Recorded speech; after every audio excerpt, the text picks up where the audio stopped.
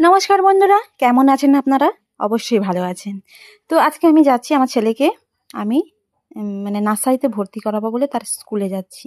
তো আমার সঙ্গে আমার দাদু যাচ্ছেন সঙ্গে মোটরসাইকেলে। তো জানেনই তো আমার স্বামী তো ঘরে থাকে না, তার জন্য আমি দাদুকে বলেছি একবার চলো তো একটু তাকে ভর্তি করে দিয়ে আসবো। তো দাদু, আমি আর আমার ছেলে তিনজন মিলে যাচ্ছি জাহালদায়। ওকে আমি নার্সারিতে ভর্তি করাবো। ওর এখন 4 বছর বয়স। তো এখানে ভর্তি নিচ্ছে।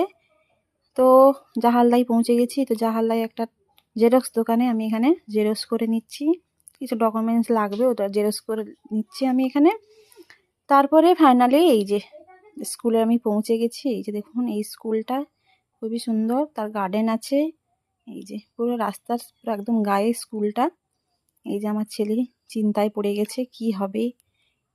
আর এখানে একটা এই যে হেডমাস্টার, এই যে ম্যাম এখানে ঢুকছেন।